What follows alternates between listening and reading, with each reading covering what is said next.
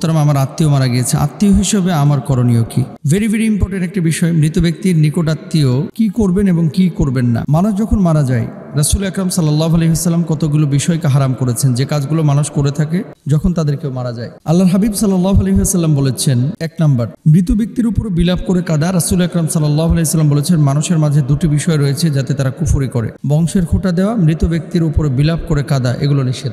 বংশীয়ভাবে খোঁটা দেওয়া, তোর বংশ তো নাক কাটা, তোর বংশ তো কান কাটা, এই বংশীয় খোঁটা কখনো কাউকে দিবেন না। বিশেষ করে স্বামী স্ত্রীর মধ্যে বেশি হয় এটা। শ্বশুর বাড়ির মানে স্ত্রী পক্ষের বাপ মার বাড়ির সবাই খারাপ, আর এর বাপ মাই খালি ভালা।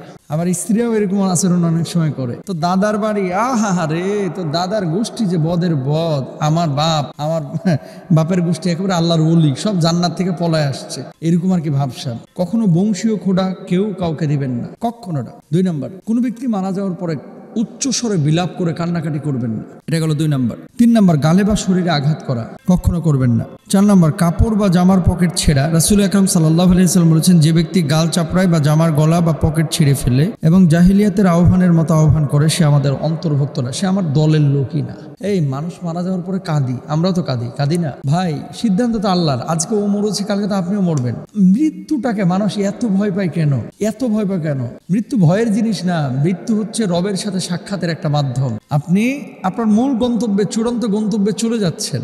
আমেরিকায় কেউ যদি সেটেল হতে চায়, যখন আমেরিকার ভিসা পায়, এই ভিসা পাওয়ার পর থেকে সে স্বপ্ন দেখতে থাকে। ব্রিটেনে ভিসা পাওয়ার পর থেকে স্বপ্ন দেখতে থাকে, সে যাওয়ার পরে কি করবে, এই করবে, সেই করবে।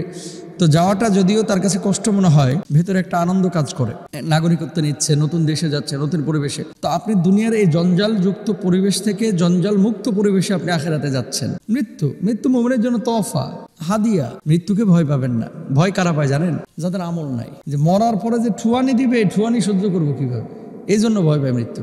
মুমিন কখনো মৃত্যুকে ভয় পায় না, কখনো না। আলহামদুলিল্লাহ, এমনটাই করবেন আপনারা, মৃত্যুকে ভয় পাবেন না। তো এখন কেউ মারা গেলে মনে করবেন যে আল্লাহর মাল আল্লাহ নিয়ে গেছে, আমিও তো একদিন মারা যাবো। ও আল্লাহ রে, কি হইলো রে, আল্লাহ কি কাউরে দেখলো না রে, এইভাবে কান দেয়া কাটা। কিছু মহিলা শাড়ি ঠিক থাকে না, জামা কাপড় ঠিক থাকে না, ওড়না থাকে না, কি একটা অবস্থা। এগুলো মূর্খতা, এগুলো জাহালাত। কান্না জীবন আর করেন না আপনি? কই নীরবে অনেক কেঁদেছেন।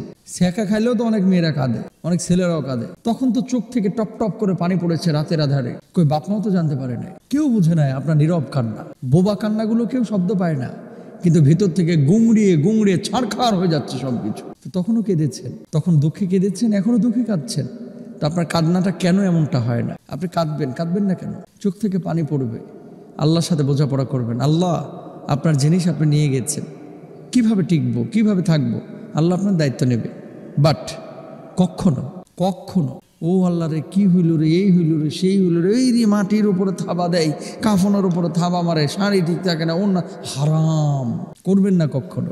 এরপর আসেন চুল কামিয়ে ফেলা। রাসূল আকরাম সাল্লাল্লাহু আলাইহি ওয়াসাল্লাম মৃত্যুর ভয়ে উচ্চ আওয়াজকারিণী মহিলা হতে এবং মাথা মুন্ডনকারিণী মহিলা হতে পবিত্র ছিলেন। মৃত্যুতে কবিতা প্রকাশ করা, দিনের কিছু সময় মৃত ব্যক্তির উপর দুঃখ প্রকাশের জন্য কবিতা আবৃত্তি করা, মৃত ব্যক্তির মৃত্যু সংবাদ তার পক্ষ থেকে এলান করা, রাসূল আকরাম সাল্লাল্লাহু আলাইহি ওয়াসাল্লাম শোক সংবাদ ঘোষণায় নিষেধ করেছেন।